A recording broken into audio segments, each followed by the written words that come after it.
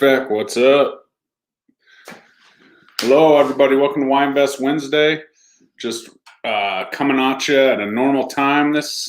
Finally got home by 3:30 this fine Wednesday. Hey, really quick, had a great closing today. FHA buyers down payment assistance. It took us 60 days, but we made it. And here we are. They're closed. They should be moving their stuff as we speak. So congratulations to those clients out there. Super excited. As always, we do this every Wednesday. Like, comment, share. Give me some comments. Let's talk about this crazy real estate market that we are living in. It's been a good one. And I will tell you, I got a couple stats to throw at you to start today. The June report is in from DMAR, our friend Nicole Ruth, who does such a great job of stats and loans, of course, as her day job. She put out her video, and inventory is making a comeback. It's like the Michael Jordan days or something. We saw this last month, in the month of June. Obviously, June stats come out July 1st. 5.5% year over year nationwide inventory is up, and 11% month over month. So that's nationwide, not anything crazy more than just a trend, but something to kind of look at. In Colorado, we're up 6% year over year, 24% month over month. In Denver, we added 7,246 homes. That's a great number. We finished with a little more than 3,000 homes on the market, which is up 50% from last year, just in that little 11 county area. So last month. Granted, in June, we typically see our peak. Should be peak inventory, peak closings, peak pricing. Granted, we're supposed to have 16,000 homes on the market to be average. So just a little bit. Obviously, that 50% number kind of opens your eyes as to how many homes actually came on the market and are still active to close out June. But we're still very short. With that said, though, since June is usually our peak month, we kind of look at appreciation and things like that. We are at an 18% appreciation rate in the Denver metro area so far this year. So that's a number that's huge. What's that mean? We've talked a lot about getting into the market and what you need to do as buyers, and waiting till the bubble bursts, and trying to hurry in and things like that. Well, if you were to purchase a home last year at this time, on average, you've gained about $100,000 while you're sleeping where you're sleeping. So that's why buying a home, there's no bad time to buy a home. We have seen obviously crazy price increases. $100,000 in a year for the average price home in Denver is huge. And these are detached homes, by the way. But at the same time, we have the buyers saying we're going to wait till it crashes. We're going to wait till it crashes. Well, I heard people saying that in June of 2020. We're going through the COVID thing. People were kind of scared. People were backing out of the market. And had you just stayed the course, you'd have $100,000 in equity for sleeping in a house that you can sleep in and that keeps you warm and dry and through the winters and cool in the summers, hopefully. So that's the whole point. While people were saying, "Oh, we're going to wait," well, they waited and they lost $100,000. Okay. And we've been kind of propped up with this. Affordability has been propped up with the low interest rates. The Fed is meeting at the end of August, and that is supposed to be, according to people in the know, the time when we start to see interest rates rise. And, that'll be the start of the long, slow climb back to normalcy in the interest rate market. Now, that coupled with our appreciation growth over the last year or 2, 5 years, whatever it is, will definitely put affordability out of reach for some people. Therefore, you have a month or two, and obviously the interest rate's not going to go up to 4.5% tomorrow, but every little tick up is definitely a shot to your affordability. So that's something to consider if you are thinking about buying. Even if you're in a lease, may now be the time, because everybody that I know is just waiting for those interest rates to come up as the economy rebounds. We obviously have talked a lot about inflation with our general economy, and that stuff is all combined. So once we see those interest rates start to tick up, we will definitely get to that point. So with all that said, lots of stats and things like that, let's talk about what it really means. As we move forward, as I look ahead to June 2022, crazy, we're already halfway through 2021. I mean, ultimately, there's still buyers out there. I will tell you that it seems like a lot of people, especially in Colorado, are getting away to the mountains, which are a close thing. I'm heading to Mexico here in a week or two, and just getting out and kind of pin up vacation time. So what's that mean? I mean, buyers are out there. I have a listing in Milliken on a golf course, priced correctly, and hasn't had a showing yet. We're working through that. 4 or 5 days on the market. So things are starting to come back a little bit to normal. But what's that mean? What are buyers seeing? Obviously normal, but still being 13,000 units short of regular inventory is one thing. But what's that mean? So where are we going? As we start to move through this slower period between Father's Day and, when the kids go back to school, it kind of slows down. People are going on vacations. Does that mean that home prices, are going to go down, or, you can get a deal or anything like that? Probably not. Buyers are still paying, on average in June, they paid 105% of list, so they're paying 5% more than the asking price typically on average. And so what it means is just come with your best foot forward, but it also means that in the event you are putting your best foot forward, you have a better chance, and you don't have to, put a crazy appraisal gap on, or you don't have to, waive all your inspection rights and things like that. So that's just a little tick towards normalcy. Will there be extremely hot listings that have 10, 15 offers? Yes.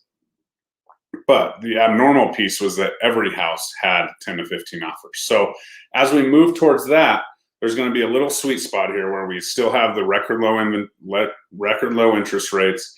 Inventory is starting to tick up a little bit, and people are going on vacation. People have been in their houses for two years. It feels like 2 years since, they missed last summer due to COVID and things were closed. And if you weren't going to a, outdoor space, you weren't going on vacation.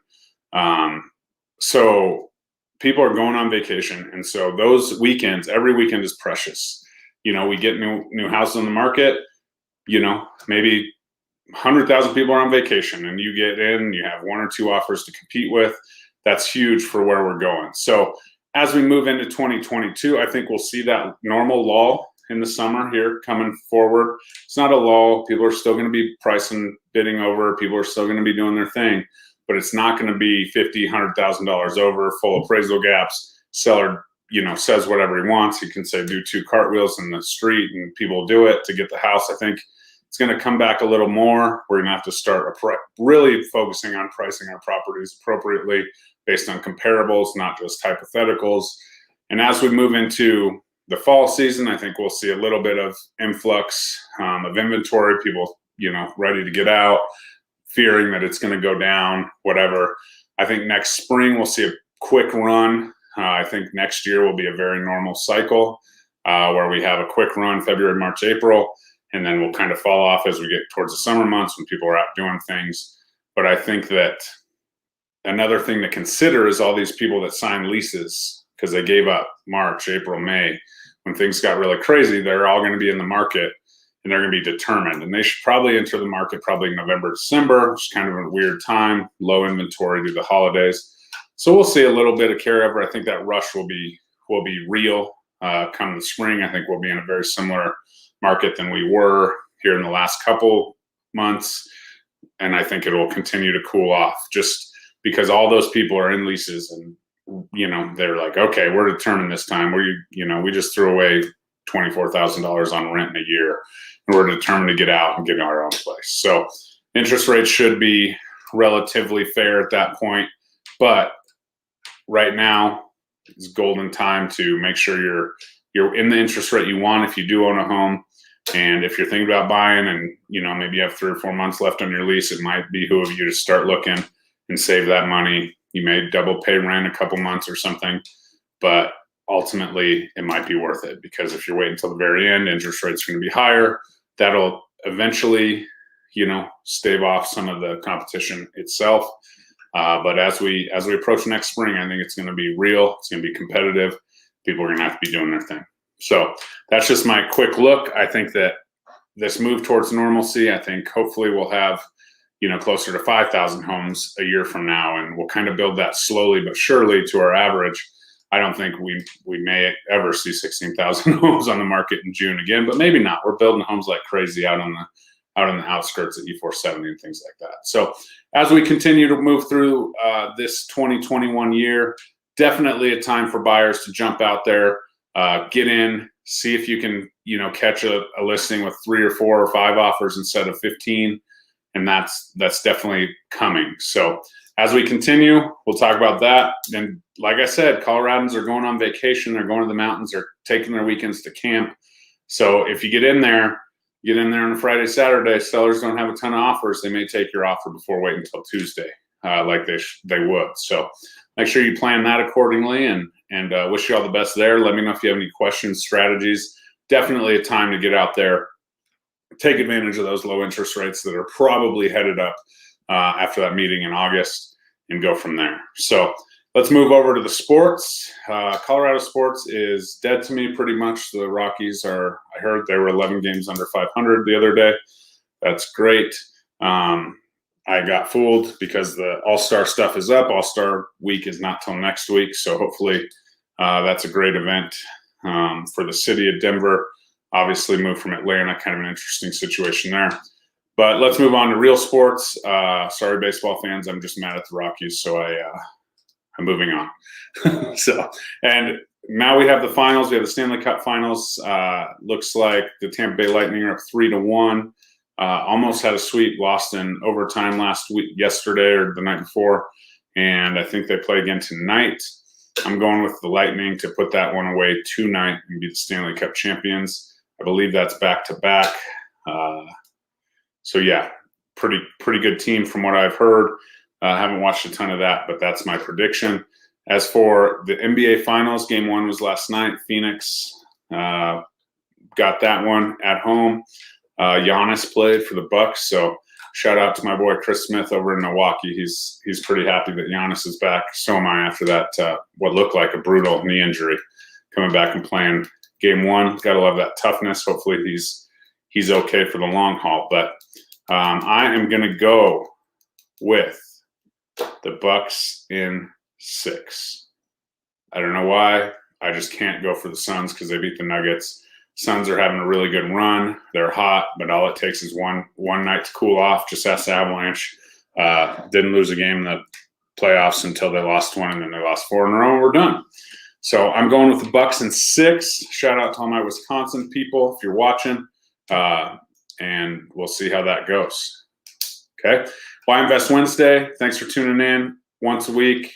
Like, comment, share, subscribe to my YouTube channel. We're trying to build that to 100. So head over there, search Jeremy Kane, give me a subscribe, comment on my stuff. Kyle Sullivan, you should be moving. I see you over there on Instagram. Get to moving, man. Congrats on your closing. As always, let me know if you need anything. And go Bucks, go Lightning. And we will end today's Why Invest Wednesday on that note. Little bit back to normal here in the Denver market. Let's see if it continues through this next week. Talk to you guys soon. Bye-bye.